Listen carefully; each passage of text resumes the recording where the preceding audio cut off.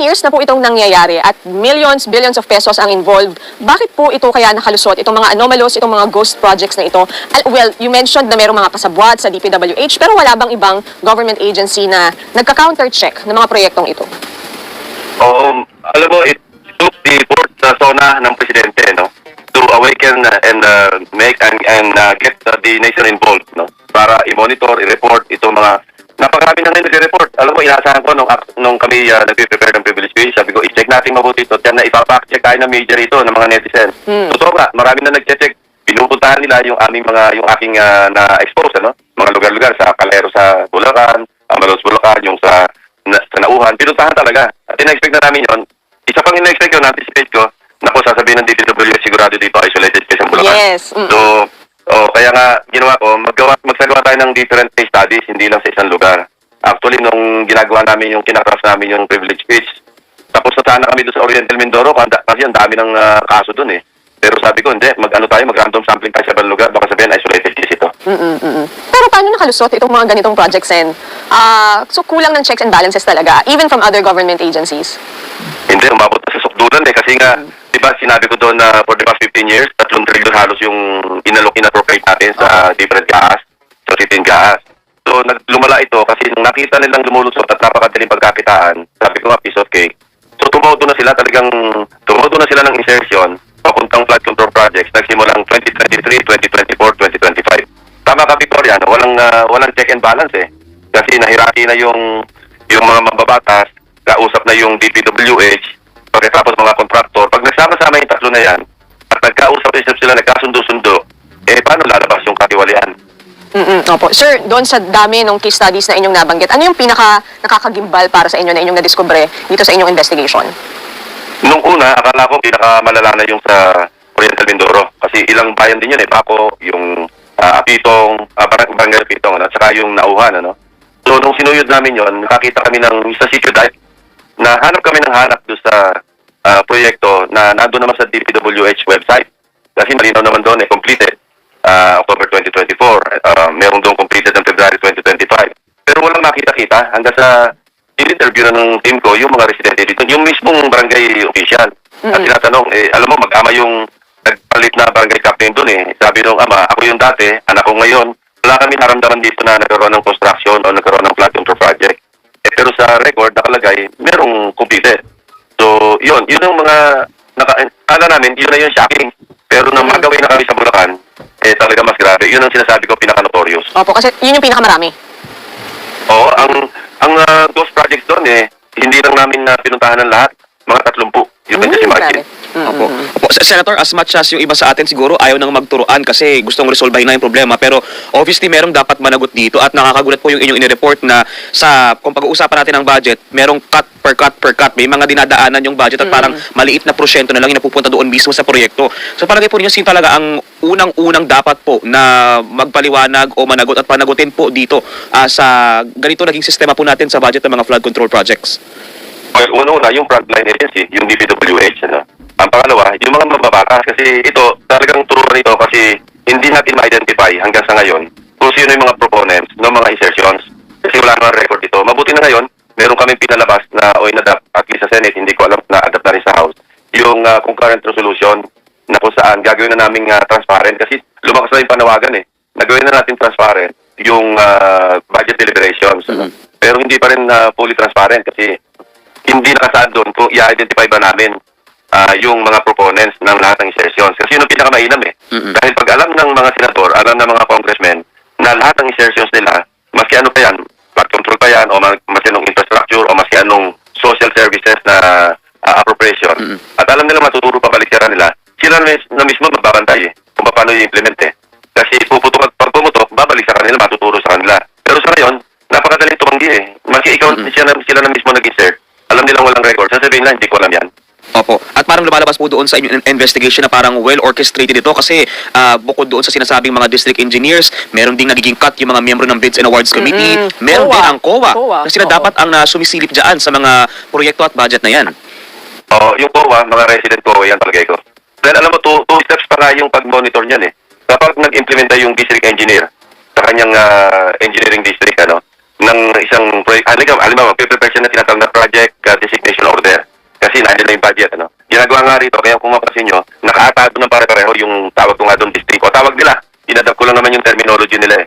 Na pati ang presidente, di ba na-alarma siya kung bakit hindi po pwedeng iba-iba disenyo, iba-iba yung specs, iba-iba yung lugar, iba-iba naman yung haba ng yung linear meters. Pero bakit parang iisa talaga yung similar, eksaktong pare-pareho yung alokasyon. So, ang nangyayari kasi, may threshold kasi yung level ng threshold ng kung sino mag-implementa. Pagka sa District Engineering Office, 50 to 150 million. Pag lumabas ng 150 million hanggang 400 million, doon na yan sa regional office. At above that, sa central office na. So, pag tinampakan ng isang congressman na halimbawa o isang senador, ang isang distrito ng halimbawa 5 billion, o bahala ka na dyan. Kung magkausap yung legislator at saka yung district engineer. Kasi alam naman natin, karamihan ng district engineer ang nagpapa-appoint dyan, makikiusap na ma-appoint dyan, mga district representative. Kakausapin yung DPWH. So, bata-bata system yan. Pag nagtampak ng 5 billion, bahala ka na dyan, iatado na yon ang hindi lalampas ng 150 million. So, yun nga, yung hubris, alam mo, na hindi man lang nilagyan ng konting discrepancy sa amount para mas madali makilala kasi ang tawag nga doon district para kilala kung sino yung proponent. Akin yan.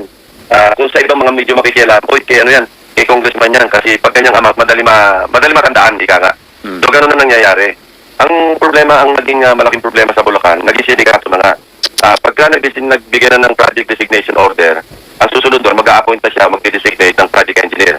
Tapos yan na rin na mag-designate ng site inspector. Yung site inspector, ito yung every step of the way, siya dapat yung nagmo-monitor, tinitingnan kung tama yung design, tama pag-implementa ng kontratista. Kasabot na rin yung kontratista na in the first place, wala rin naman magagawa. Kasi yun, dealings nila doon sa district engineering office na yon. So pagka hiniram yung kanilang lisensya, ito na nga naging abuso. Hiniram yung lisensya, ang nag-implementa na, mismo yung district engineer na. So hindi naman makaangal yung kontratista kasi sa susunod, hindi siya pagbibigyan kundi siya makikisama. Yun, lumala na ng lumala. Kaya nga, ganun ang nangyari na nakapatawa na, hindi na nagkasa doon sa 36% o 35% na lang ang matitas ng proyekto, Ginos project na, para lahat kita na. At ang nakakalungkot po dito, as Senator, nung isa-isa pong nilabas ninyo, yung sa inyong investigation, maging ng Pangulo, yung mga local officials, animoy parang mga maamong tupa na parang sasabihin nila, wala silang alam na may mga nakalusot na mga ghost projects, hindi natuloy na mga proyekto. Pwede ba? Posible ba yun? Pwede ba yun, sir? Paniniwala ba yung gano'n? Hindi na nababalitaan nangyayari sa nila, kinasasakupan? Kasi pag may construction, di ba, bumukuha sila ng permit sa munisipyo o kaya sa City Hall. At maski sa barangay, sabi nga ni dating DPWH Secretary Bev Singson, di ba? Yung pati barangay, pumapapil pa rin eh. Na kung saan, bago pagbigyan ng barangay chairman o ng sanggunian ng barangay, yung mag-implement ng proyekto, pumapapil din sila maski pa paano, nakikihati rin. So, kung well orchestrated, ang talagang biktima rito, yung mga taxpayers, tayo. Opo. So, Sen, nababanggit niyo po may mga mambabatas na involved. At doon po sa inyong privilege speech nung Wednesday, hindi niyo directly nabanggit ang any name ng any congressman. Pero doon sa isa niyong slide, sir, nakalagay yung pangalan ni Congressman Arnan Panaligan. So, are you pertaining to him, sir, when you said na merong mga congressman na involved dito sa mga anomalous projects, sa mga ghost projects? May interesting inside story dyan na Victoria. Nung kinakraft namin, lumabas na kayo mga banners, mga Facebook posts at lahat. Tapos, siyempre, tinignan namin doon sa Nauhan at saka doon sa Bako. So, nung nandun talaga, nakabalanda talaga yung pangalan niya na funded by his office, tapos initiative niya, parang alokasyon ng opisina ng congressman. So, ako ayoko mabanggit ng pangalan na maski sino mambabatas kasi una-una wala namang pruweba na sila talaga yung nag-insert ng pondo.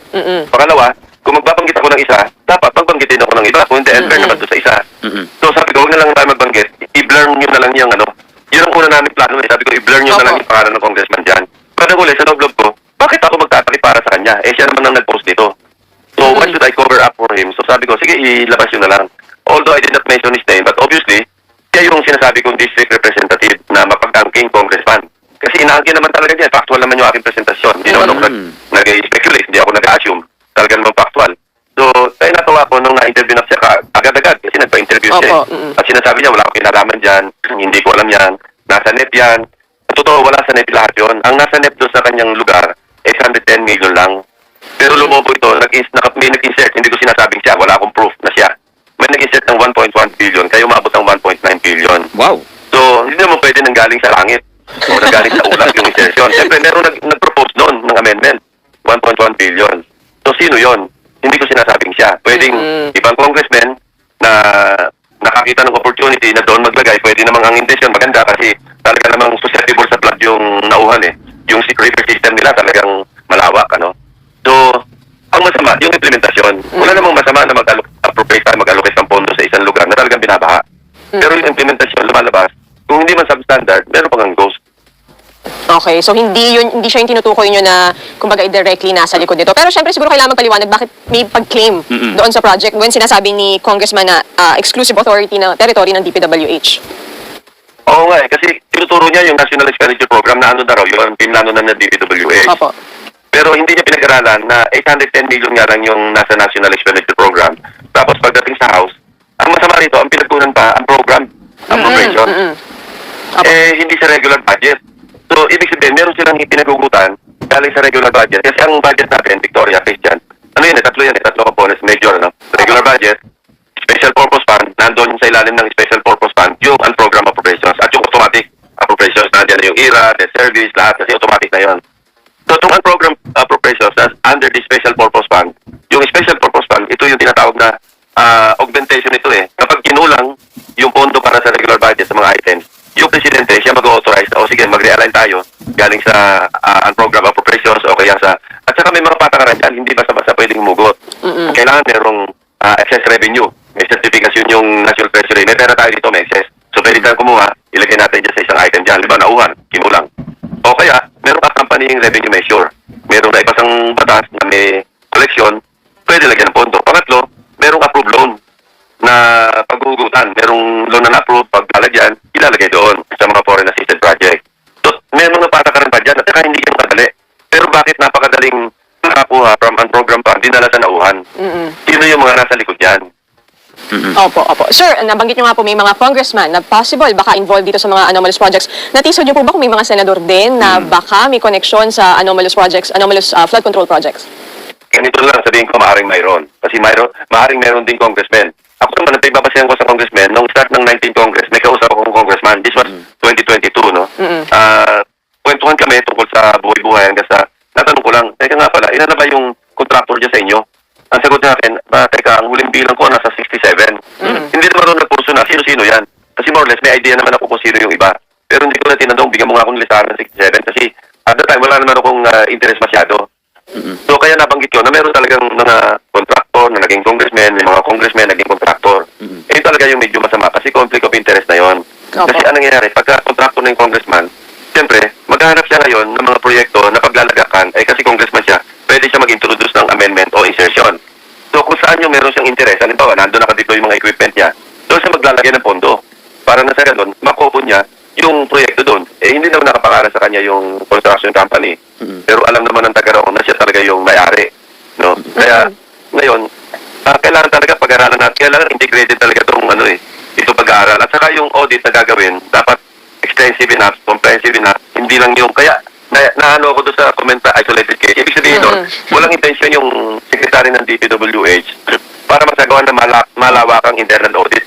Kasi isolated, doon lang siya magpo-focus. Hindi lang naman talaga isolated yun. Integrated case ka ito ng napakarami lugar ngayon naglalabasan sa mga tayo na mismo, di ba, pag nagpupunta kayo sa field para mag-imbestiga at gamit na ngayon yung sumbong sa Pangulo.ph website. At ang kakatuwa kasi doon talaga kami rin nag-umasa ng malaki. Kasi nung una, nung wala pa yun, hindi pa nalulunch yun, nagtatrabaho na kami. Pagka yung, alam mo yung DPWH, may ugali rin ito pagka yung malapit-lapit na yung budget deliberation, lalo ng ahensya nila. Laging down yung website nila Yan ang nagreklamo sa akin ng aking mga staff set, down na naman ang website ng DPWH. Hirap mag-access. Sir, sorry, balikan ko. Sabi niyo po possible din na may senators na involved. Bakit po kaya? Kasi may mga nag-inserted mga senador Kaya yan nga yung pinaglalaban to nung inadap namin yung concurrent resolution. Sabi ko, sa chairman ng Finance Committee, si Senator Gatchalian, kasi sabi niya, i-upload yung second reading, i-upload yung third reading, i-upload yung, marami siya sinabi i-upload. Sabi ko, pwede bang i-upload din natin yung identities ng ating mga kasamahan na nagpo-propose ng amendments or insertions. Ang napagkasunduan namin, hindi siya pumayag kasi nga, ang explanation niya, may mga kasama tayo, kapag nag-introduce ng amendment, dagdag lang ng dagdag, hindi naman in-identify kung saan huhugutin. Sino maghahanap nun? Siyempre ng chairman. Pagka in-upload natin yun, lalabas doon, pinakamaraming pangalan doon ako. Yung chairman. Kasi siya nagbawas sa ahensya para idagdag doon sa mga sinabit na written amendments ng aming mga kasamahan. So sabi ko, di ganito na lang. Kapag tinanong ko bakit umusbong dito sa isang ahensya, pwede bang i-identify mo sa akin kung sino yung nag-amend? Oo daw. Sabi ko, sige, hindi na ako mag-amend. Basta kasunduan natin yan. So, yun ang sa akin, yun ang bottom line eh. Pagka when we say fully transparent ang deliberation ng budget, dapat ang fully transparent talaga.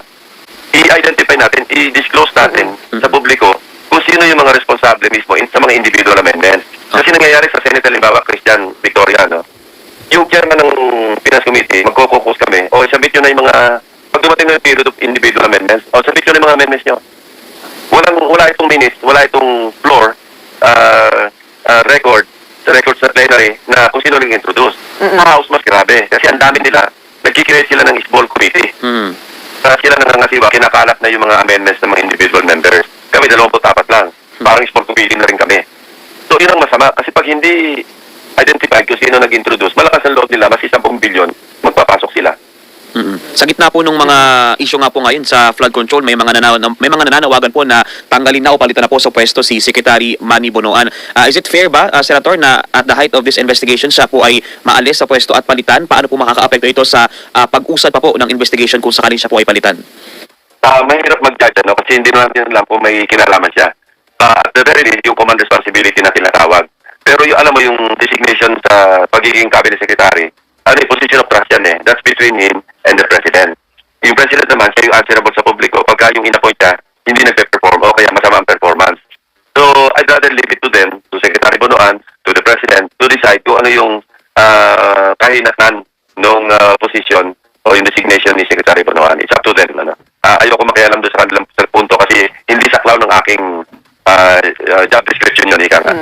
At Sen, panghuli na lang pong katanungan. Sa mga susunod na araw, meron pa po ba kayong ibang isisiwalat? May mga papangalanan po ba kayong congressman o senador na possible nasa likod ng anomalya?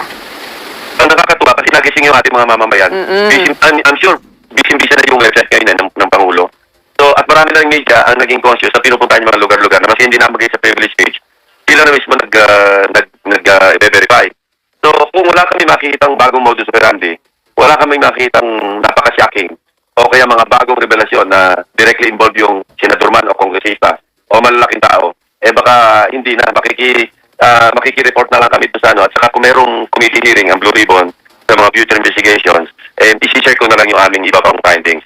Pero kung malalaki yung aming matutuklasan pa, baka na magkaroon ng part 2. Welcome to Team Sam TV, your channel for the latest news updates. Here, we break down the biggest stories from around the globe, covering everything from breaking news to politics. Whether you want to stay informed or just catch up on what's happening, we've got you covered. So, don't forget to subscribe and hit that notification bell so you never miss out on the latest news. Join the Team Sam TV family, and let's explore the world together, one update at a time.